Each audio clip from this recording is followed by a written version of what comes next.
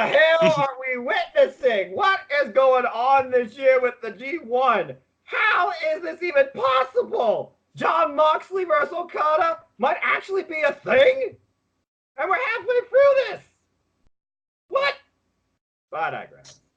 Hello, everybody. Well, I'm just a simple man, and my name is Noah Foster, and welcome once again to another Simple Take, where we will be, of course, discussing the previous night of action in the G1 Climax, Day 10, as well as our predictions for the upcoming day of action, Day 11, and where everybody's brackets stand, and how our outlooks might have changed as far as the finale. But we're still sticking to our brackets. We're just going to be, looking at the actual product, though, and be like, this actually is a possibility. But before getting all that, allow me to introduce you, of course, to my partner tonight in discussing and analyzing this. He's a family man. He is a holy man. He is strong in independent wrestling and is getting really into New Japan. He is, of course, my good friend and hashtag 2 Flat Matters running mate, Chris Mace. Chris, how are you? How's the weather down there? It's freaking 90 degrees up here. Oh, it's 90 degrees here. We got a little bit of a breeze, but like I said, it was nice and cool yesterday. Not so much today, and it was getting dark and cloudy. I said, time to go to the office. Yeah, that's putting it mildly. And the thing, we're complaining about 90 degrees, while the G1 Climax, as John Moxley put it, can we get some AC? They're competing in buildings hotter than that. Yeah. I'm not a wrestler, but I have so much respect for everybody in this G1. And my God, what a freaking pinnacle night that was, as we've literally now hit the halfway point.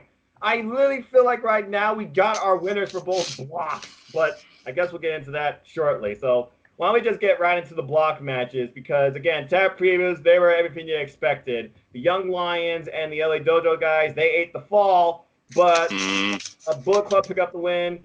We got Bad Luck Fale and Kotobushi. We got the Heel Master pick up the win for his team against Team of Ospreay, Okada, and company. We got Bushi, Rocco Romel's least favorite guy in New Japan Pro Wrestling, picking up the win for his team, LIJ of Sna and Evil, with Kenta, the Ace, and pick up the win over Fredericks, which got right into our block action. Was this even an opening? Excuse me. Was this even a match? Can we call it a match? Going over, a minute, 42 seconds. That's gotta be a freaking record. And all it took was a roll-up. Now, truth be told, he went with all the shenanigans from going after the turnbuckle. He didn't put out tape, I noticed. He did try to go for a low blow. He even tried to use the shirt. But simple as that. Goto won. He's now 2-3, and Yano's 2-3. So both men are sitting at 4 points. Less than 2 minutes, though. That's crazy. I thought I was at least going to go 3. Wow. So, hey, we're a short match.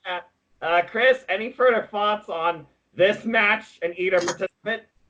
Like I said, Yano is very entertaining when he comes to wrestling. He's in a good way, though. That's like I said, it's one of those. What is he? Oh God! What is he? Oh God! Not again.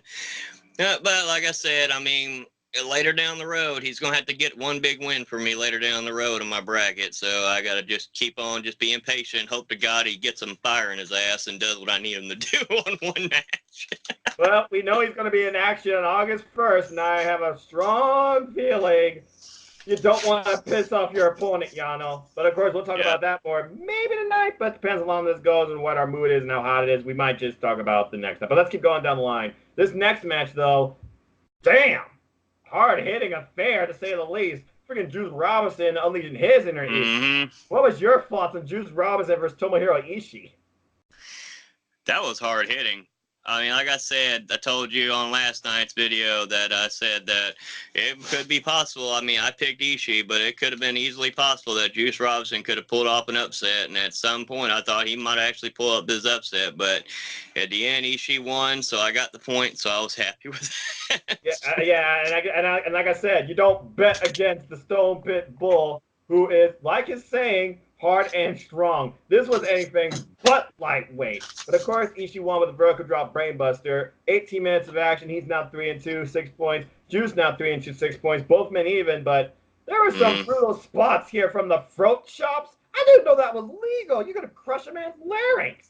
And then they each had chop battles. There was shoulder tackles, testing out each other as soon as the bell rang. Jabs from each other. Chop forearm exchange, but Tomohiro Ishii just dropping Juice in the corner, only to lift him up and continue the assault. Chop fest again, and then what an exchange between the two. They were both on autopilot with the superplex, the lariat, the superplex again, and both men collapsed. I was like, Holy cow!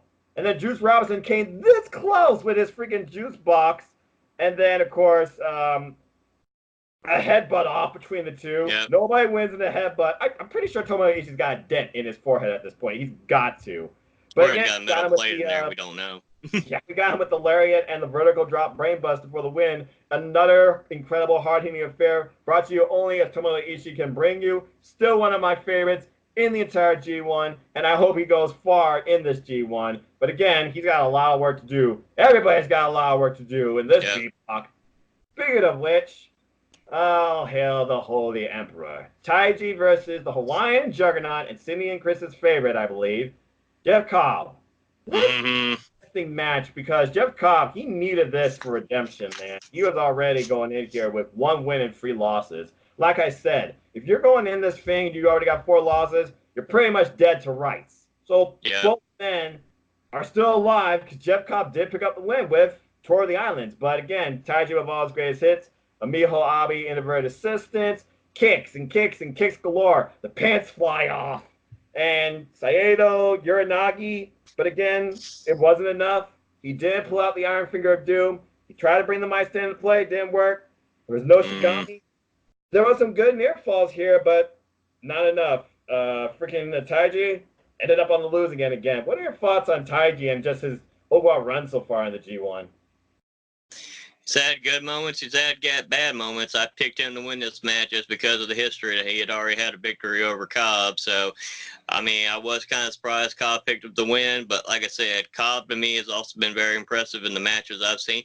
Pretty much majority of these wrestlers have been very impressive and hard-hitting in these matches I've been watching since day one. I mean, you have like I said, you have Yano from earlier that, he does the comedy but can be serious at when he needs to be. You have a great blend in this tournament, and this is what makes it very interesting, makes it different, and makes it a one-of-a-kind tournament every year. It's interesting to me also how his running mate Yoshinobu Kanemaru was ringside, and basically he did not get involved with the match. Whether or not he thought I don't have a spot, or he thought Taiji needs to do this on his own, I don't know. But in my opinion, I feel like there's a different outlook in Suzuki-gun against Taiji slowly developed. The dude's got to pick up some wins, man. He already lost an Neverweight title. If he loses this G1 with a low point score, who knows what Minoru Suzuki might do to the guy? Yeah. Suzuki-gun is a faction on the precipice of imploding, I feel like. But again, Axe Bomber, Kamigoye combination after Black Mephisto to the pile driver. He put out everything I thought he could, so I don't fault the guy. He gave it one hell of an effort. But a Tour of the Islands gave Jeff Cobb the win, so good on him. Now, hopefully he can use this momentum going forward to build his score, because it's been a rough start for him. Speaking of rough, man, the next match, Shingo Takagi put everything out there. If there's one thing I would say about Jay White, he is a massive taker of punishment while still bringing in the mind games and psychology. And all it took was just one Blade Runner, while Shingo did all his finishers, and it wasn't enough. Yep. Blade Runner won. Jay White, so far, his premonition is standing. 2 wins in a row. 4 to go. Can he do it? I don't know. I'm not Dr. Seuss. Both men standing at 2 and 3 now, each with 4 points. But this match was our longest match of the night, actually. Near 20-minute bout, and good grief almighty, it got physical and aggressive, but Jay White won. What were your thoughts on this match? I was impressed with Jay White. Like I said, there's a reason he was a former IWGP heavyweight champion now. That man ain't a joke. That man knows how to handle business and take care of it and wrestle. He had a great performance in this match tonight. He only took 1 Blade Runner. The other guy, he was trying to hit every single finish he could, trying to put him down. He couldn't put him down. And it took 1 Blade Runner to beat him, which was impressive in his own right. Because I realized in a lot of these New Japan matches, it seems like you got to hit your finish more than once to be able to beat somebody. So it was a nice change to me to see somebody hit their finish 1 time and win the match. Yeah, I hear you there. And he went for Blade Runner like 3 or 4 times in this match. I mean, everything here from Saito, the Germans, Uranagi, Kiwi Crusher. There was a slugfest and 1 stiff left drop Jay White like a bag of hammers. And there was some cheap shots. And then, of course, White, he collapsed again. Mind games, knowing, Pumping Bomber's coming. No, you're not going to get me. I'm well aware of that. No Shigami, Pumping Bomber. Gato comes into play. He gets dropped. That was funny, in my opinion. Made it Japan was not enough. Pumping Bomber, not enough. Brainbuster, Bloody London Raider, JY won, much to Rocky Romero's dismay, but much to the delight of my friend Courtney. And this puts away the conspiracy theory of Red Shoes. Oh no, he's biased, because again, despite the shenanigans earlier, I'm like, I'm not calling this. He did, in the end, count the 1, 2, 3, because Jay White earned it in the ring. So you can't take this victory away from Jay White. He earned it. Yep. As far as Shigeru Takagi, well, you wanted to challenge heavyweights. You're going to have to change your game up if you want to build some points here, dude. Willie Vay. Which led us into our main event. And again, I thought this match was going to determine the winner of the B block. I thought this match was truly going to go the closest to a draw. I thought this match was going to be just downright ugly. But honestly, compared to Moxley's other matches, it seemed kind of pretty tame. I think the wildest thing there was just all the mind games Tetsuya Naito played. From his entrance that was 5 minutes long, you could have made a hot pocket and come back, and he still wasn't in the ring. What were your thoughts on Tetsuya Naito versus Jon Moxley? The mind games, I liked it. They were playing mind games there. You see Moxley's getting agitated at Naito, and Naito's trying to psychologically get in Moxley's head. I like the psychology to it. I like how he threw the pants at Moxley, just threw the pants at him, and then Moxley gets pissed and starts beating him. They started going at it. I like the one spot where he gets Naito hits Moxley. I don't remember what the mover was, onto the chair, and then he sits Moxley down, and he runs all the way from near the entrance all the way to get him. I love that spot. But like I said, I did like this. He used his oh, good Lord, I'm about to go brain out. I was about to call it his old finish. Let's not do that. Death Rider. He hit the Death Rider the first time, and I was like, oh shit, it's over. But when Naito kicked out, I was like, holy fuck, you kicked out? That was one of those holy shit movies, because the way he does that Death Rider now, how he modified it, that should easily put somebody out. So I was impressed how Naito kicked out. But then when he hit it again for the second time, it was over. I picked the draw on this. This was the second and only match in this whole G1 series I predicted to go to a draw, and I was wrong both times. But Moxley won, so he's still perfect right now. And that gives Naito a loss. So let's see how it continues to play out as we continue going. Just keep this in mind, though, people. Jon Moxley, again, your perfect run New Japan Pro Wrestling in the G1. He is 5-0. 10 points. He's tied with Okada. The next person freaking in the bracket right now is 4 points behind the guy. Yeah. And that's Tomohiro Ishii and Juice Robinson. In order for Moxley to even have a remote chance of losing this, you gotta hope he loses at least 2 of his next matches. Which is ironic because 2 of the matches coming up could be a match of redemption and could be the one match that throws the entire Bullet Club in disarray. Just saying. But yeah, this match was very aggressive in nature. Both men jockeying, mocking each other. Tranquilo, Moxley his own Tranquilo. He lays out Naito. We get outside head games. And he sells Red Shoes. I'm sorry.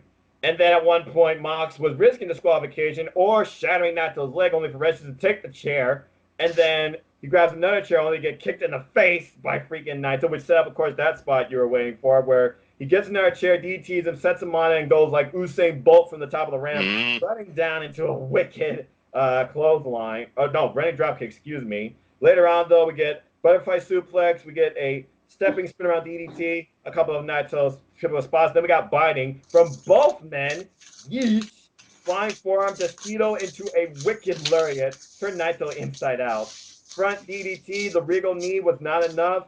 Then we get another bite off that was ridiculous. Destino like, Destino! He won. No, he kicked out. And then another Destino counter to, as you call it, the first Death Rider. He kicked out for Mox to literally go far-eyed and do another Death Rider that had impact as he raised the man above his waist and dropped him on his head. And I literally went, what? When this actually happened, because we practically all got that wrong. I did not. I thought this was the one freaking match that Mox was going to lose first. But now you hear the man's words. You see what he does. You see how he performs. You got to believe him at this point. I stick with my bracket. I'm just going to say I forfeit my bracket on B block. I think I lost. You got to believe at this point Jon Moxley's going to win the B block. There's practically a 90% chance of him doing it. Hey, and there's only 2 of us out of the no DQ NDQ that picked him to win the B block. There's 2 of us, so we got a chance. Yeah, I mean, again, he has a 4-point lead over everybody else. At least if you look at the A block, you got one person with 8 points. Yep. So, one with Kata with 10 and Kenta with 8. Yeah. Speaking of which, our next day of action goes into the A block, taking place from what is it? What's it called? Kagwa. I am horrible with the Japanese names. Takamatsu, something like that. Apologies, people. I'm not good at world geography. But anyway, it's A block action represented on Tuesday. We're just going to get right into the block matches, and maybe we'll go into the next night. So, first match of this night is Kota Ibushi versus Bad Luck Fale. We already know Bad Luck Fale. He's got one of the worst scores right now in the block. I think he has the worst score right now, 2 points. Kota Ibushi, he says, don't count me out. He technically is tied with Hiroshi Tanahashi and Evil in third with 6 points. In my opinion, I feel like Kota Ibushi has to win here. So I feel like this match is not going to go the distance, but there's no doubt in my mind that Kota Ibushi is going to take this. But you went with Bad Luck Fale. What was your pick? Because I thought during this time I went for the whole who's going to be the ones that spoil the people trying to get in. I have Ibushi getting close, but my theory is Bad Luck Fale was going to pull off an upset win here. That was the way I was thinking through the whole thing. Like I said, I did my research, and that's why I picked Bad Luck Fale. He did win me one in the first day. He did do that, so. That's true. So it could be an upset. I have him later on. That's why I said our thing is far from over, because some of the picks I have, like I said, are pretty much being spoiler picks, trying to see who can spoil the others from getting into the block winner. So that's why I picked him. So I figured this point in the tournament, he's going to be trying to spoil the fun, because he's pretty much the only one I think pretty much out of it at this point. There's no way he can catch up at this point. I mean, he has 2 points. At least everybody else has friggin' 4. Yeah. Then again, though, Sonata, much to my surprise, he also has 2 points as well, and Zack Sabre Jr. has 2 points as well. So your lowest 3 right now are all in the A block. So that was very surprising to me. While the lowest right now, there's a ton of away tie between most of these people at 4 points. So while Mox is the front runner by 2 matches, I guess you could say everybody is still technically alive in the B block. The only 3 that are out right now, reality, are pretty much eliminated is Bad Luck Fale, Sabre Jr., and oh my God, you just said who else it was. And I went brain. Sonata, yeah. Those are 3 that are pretty much out of this. They have no chance of winning at this point. Well, the best thing they could do is just get a high score and hope for a ballot, I guess, in the next one. So let's go ahead and look at the rest of the team's predictions on this match. Let's see here. Kota Ibushi, Bad Luck Fale. Good brother Chris, he picked the Golden Star Kota Ibushi. Cindy, she picked Kota Ibushi. And Chris Cass, he also picked Kota Ibushi. You are the odd one out. All by myself. That always seems like it happens. Yeah, that does happen. All right. Let's go ahead and look at our next match. This is going to be interesting because both these men critically need the win. Will Ospreay versus Zack Sabre Jr. How many more losses is it going to take before Zack Sabre Jr. does something he regrets? And Will Ospreay, he has not had the greatest G1 run. Currently, Will Ospreay, he has 4 points. So at least he does have more points than Zack Sabre Jr. When I look at this match, though, I think about the technical style of Zack Sabre Jr., how he can tie you up. But Will Ospreay, he's a guy that's hard to keep still and on the ground. I feel like he can maneuver Zack Sabre Jr. here, so I personally went with Will Ospreay for the win. So let's see here. I went with Ospreay too. Both pretty much the same here. Any further thoughts on this match? Ospreay, I went with Ospreay, but we know why. But we won't talk about that until we get later on into the brackets. But I picked Ospreay to win this. But like I said, Zach James Jr., he's a very technical wrestler, but I also know Ospreay could give him problems, so I could see it where it's some kind of shock win here where Ospreay wins. Like I said, he got a shocking disqualification win, so Ospreay's still in this technically right now. He can, if he wins out, he has a possibility, but as we get further on in this tournament, you're going to see a lot of more people be eliminated pretty much from winning it or winning their block and start becoming more of the spoilers. Yeah, but also keep in mind, Zack Sabre Jr. represents Suzuki-gun and Suzuki-gun. They don't necessarily take the same type of antics to that length like Bullet Club. I expect Zack Sabre Jr. as soon as the bell rings to be very serious. But again, unless he ties up Zack Sabre Jr. to the point he can't even make it up to the bottom rope, I don't see Will Ospreay losing this. Let's see what everyone else said. Good brother Chris, he said Will Ospreay. Cindy G, she said Will Ospreay. And Chris Cass, he also said Will Ospreay. We are all unanimous here. So Zack Sabre Jr., I know if Taka was there, we all be hearing, you just top out. But he's not. I think that's probably the detriment to you. Sorry, brother. We're all going against you. We're all with chaos here, Will Ospreay.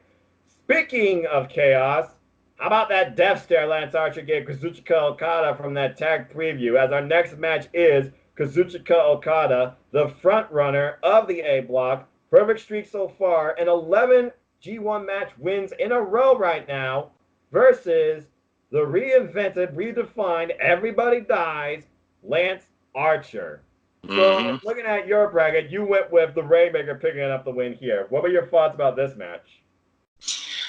Because of my early predictions, I had thought at the early part of Okada. See, my predictions were pretty much, I didn't pick Okada to win the first few matches because of the interesting storylines and build-ups to it. Right. Because I feel like as an IWGP champion, it doesn't really hurt him as much to take some losses in this tournament. But the way this man's going, 11 straight wins.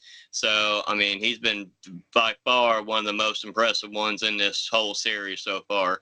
But this is the part of the tournament where I had him going and pretty much winning out except for one match. And with Archer, like I said, Archer's been very impressive as well to me. Like I said, a lot of these guys, pretty much all these guys have been impressive to me in their own ways. But I wasn't going against the Rainmaker on this one. I went with him for that reason. I'm not going against him with Archer. Yeah, I gotta agree with you here. Again, Okada, he seems virtually unstoppable. I don't think he's gonna go perfect. I feel like he's gotta need at least one loss, which I did think about later. But I'm with you. I went with the Rainmaker as well. Good brother Chris, he also went with the Rainmaker. Cindy went with the Rainmaker, and Chris Cass went with the Rainmaker as well. We all believe in Okada. Oy vey. Lance Archer, though, I'm sure he's gonna do everything he can to put Okada to sleep or break his back with a blackout. But I still don't think it's enough. Okada seems virtually unstoppable. All right, let's go ahead and look at this match here. This is going to be interesting because I have no idea how either one of these men are reading each other right now. Kenta versus Sonata. Again, Sonata, he needs wins, man. He's got 2 points, and I thought he would be in a much better state at this point. Boy, was I wrong. And Kenta right now, a very impressive showing since coming back to New Japan Pro Wrestling, under, of course, the friendship, and I'm sure the watchful eyes of his friend, one of few, Shibata. In this match, though, I feel like this is kind of where the tides turn because Okada has had a strong start, but this is Sonata, and both of these men are not afraid to kick each other.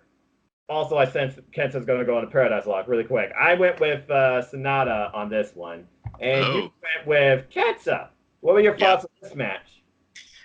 Because Kenta is back. I'm sorry. The reason I went with him is seriously, he came back. He's been on fire since he came back. And there were some matches I know early on I didn't pick him because, like I said, just came back. And, let's see how he does. His man's been on fire. And during this part of my theory, I figured it was time for him to start getting some wins when I was looking at it with Sonata. Sonata's a great wrestler, but Kenta really needs to have a very good showing. He's far surpassed what I thought he was going to do in this tournament so far. So that's why I picked him. I think he needs a really good showing coming back from his horrible stint with, we're not talking about where he was from. He was from Kingdom Far Away.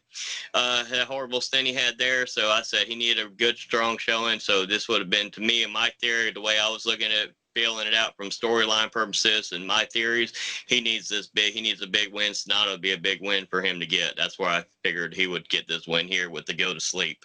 The originator of the go to sleep, by the way. The originator of the GTS. Just That's one right. point Let's that out there. remember that. I know people are fans of another person that uses that move, but this is the original people. Respect. Yep. Let's see what everyone else said. Chris Cass, he said Sonata. Cindy went with Sonata. Go figure. And good brother Chris, he went with Kenta. So we are split on this one here. You're not the odd one out. But the bottom line is this. Sonata, he's coming off basically before the G1, losing to the IWGP Heavyweight Champion in an incredible bout. I feel like he's got to build some momentum here because he's going to be a candidate for another title shot. I'm not sure what Evo and Sonata are going to do as far as the tag team goes when the World Tag League comes around, depending on what GOD are doing, because I know what they're doing that I'm going to be seeing soon for a different set of titles, but I digress. All right. And that leads us into our main event. Two men that are not strangers to each other, but two men definitely have to prove something to themselves more than one another. The ace of New Japan and the G1 Climax winner of last year, Hiroshi Tanahashi versus LIJ's Evil.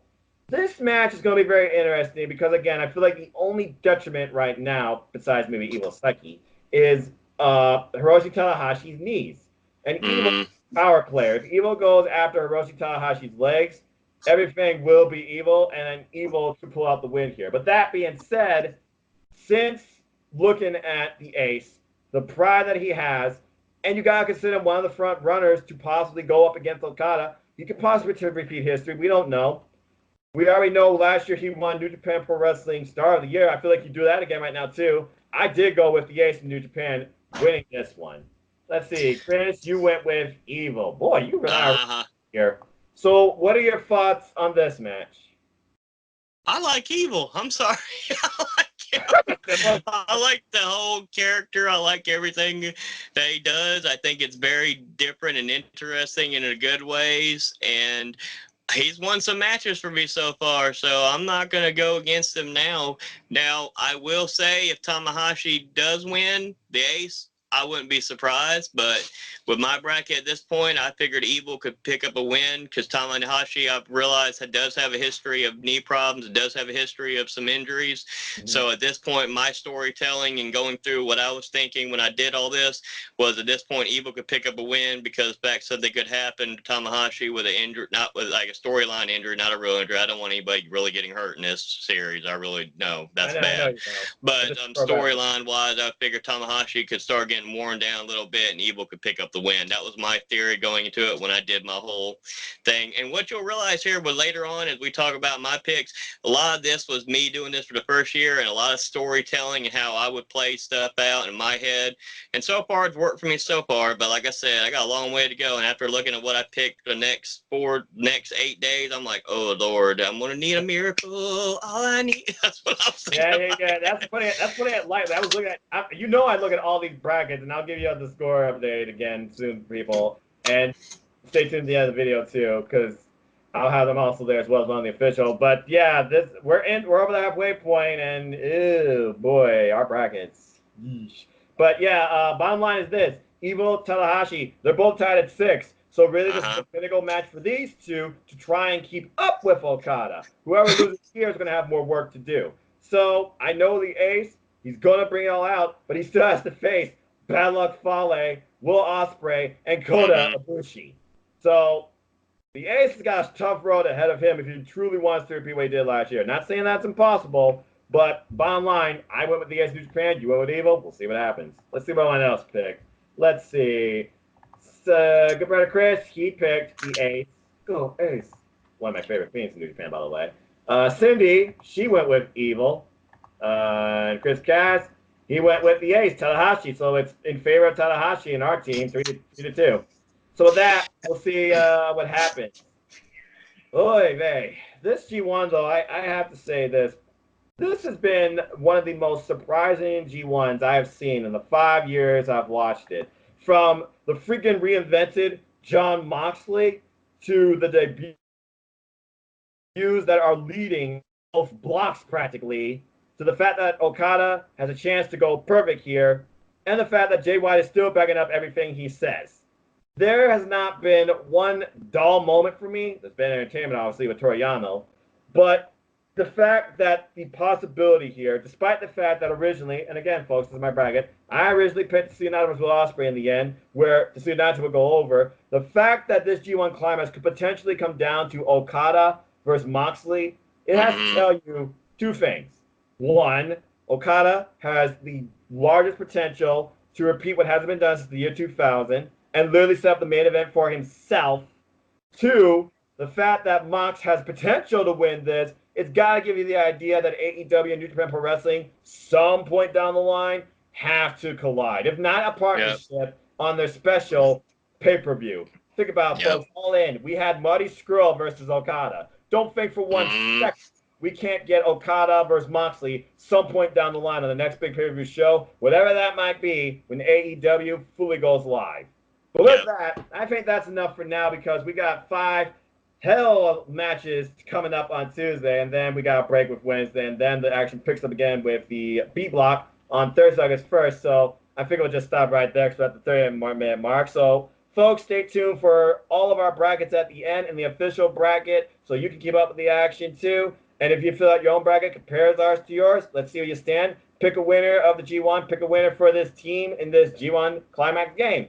Like, share, subscribe, comment, tell a friend. Chris, a pleasure as always. Anything you want to plug?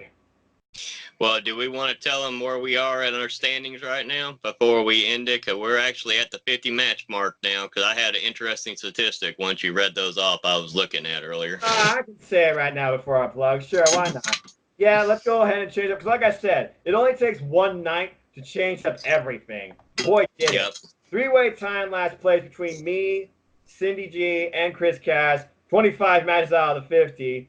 Good brother Chris nipping at you 27 out of 50. You still have the lead, but now by a margin of only 3 with 30 matches out of the 50 called correctly. So it's still anybody's game. And I want to say this right here. Cindy and Big Kaz, they went perfect in this block here. They went a perfect 5 for 5. So anything can happen. This is far from over. We still got 40 more matches to go. But we are actually 50 matches in. When I was looking at everything percentage, between all 5 of us, we have been 50% right or above during this tournament so far, which actually has a combination because of a lot of other people's brackets that I've seen and looked at, they're only about 20%, 30% right. So for all 5 of us to be at least 50% or above at the 50 match mark, I think it's very impressive because I've looked at quite a few people's brackets that have been broken, how bad they've been broken, their matches they picked. So to me, that's very impressive how with all 5 of our minds combined, how we're at all 5 of us are at 50% or above. This is far from over too. Like I said, it's only 5 matches. It's only 5 matches from tying right now, and only 3. And like I said, my picks for the last 8 days are going to be very interesting. If they win, I could easily win this, but I could easily drop down and be in 2nd and 3rd place for the next few days because the way I pick certain things storytelling wise. So don't forget, we have the finale too of whoever is having the most points at both blocks. So technically, we don't have 8, we got 9. But with that, you are definitely on point with that. And also the fact that Cindy and Kaz and good brother Chris and you did very well and fill out your bracket. Some mistakes I corrected. Folks should notice some mistakes still in the end. I got finished fixing up the brackets too because of like 2-1 or 1-1 and stuff like that. And I talked to them personally and figured stuff out. Hey, you all did a hell of a job for your first bracket. I know one thing's for sure. Next year, G1, I'll be sure to literally do an interactive tutorial on how to fill out a bracket. Because right now, it was definitely confusing to some of you. But with that being said, yeah, we are pretty darn good. I mean, the fact that 5 of us are over 50% at least in calling these matches correctly, that's a pretty darn good statistic against a good popular list. So, hey, good on us. I guess and that's also somebody like me who has just now finally gotten New Japan Pro Wrestling too. Yes, and that's what I'm thinking is I'm more shocked than everything because my goal was to at least by 90 matches be at least 50% right, have 45 matches right. And so for me to be doing as well as I am, I'm really shocked about it. But this has been entertaining. So this is something really fun for anybody who thinks about watching a series. Do it with a group of people. Have fun with it. Do your predictions. These have been really fun. This is, it's not just one and done where we do the AEW predictions and stuff like that. It's not like or the NXT or whatever predictions we do at the time. It's not just one and done. This is a series of days and 90 matches total before we get to the finals at 91. This is 91 matches we took time out and predicted. and tried to come up with a way ahead of time before this even started. So for these, a lot of these matches, and like I said, there's been some upsets. I've had some upset wins, thank God. There's been some. Hey, one thing about me, I go by with storytelling, and sometimes I don't use logic, don't use the obvious answer. But hey, you know what? In New Japan Pro Wrestling, I've learned you can't always use the obvious answer, because there's sometimes you will be shocked, and a lot more times you'll be shocked more than you are being for sure. And that's the one big difference with this brand. And that's why this is my leader in professional wrestling watching. Thank you, New Japan Pro Wrestling. Never stop. All right. That was good talking, good analysis. So anything you want to plug or talk about? Anything you want to plug? Like I said, just support the NX team. Like I said, hopefully by Monday I'll be out of Facebook jail. It's been so lonely in Facebook jail. Oh, Lord. But hopefully by Monday I could log back in again and get back on my original Facebook. But in the meantime, like I said, support Aftermatch Wrestling, support the Chopping Block, support all the work that Cindy G does, support good brother Chris. Like I said, one of the most funniest people you ever meet when you watch him on videos. He's part of the AEW Nation. Over what, 9,000 people now? Holy crap. They are on fire. They've hit over 10,000. They are on fire. Cindy's an admin there as well. Like I said, support James and Owen.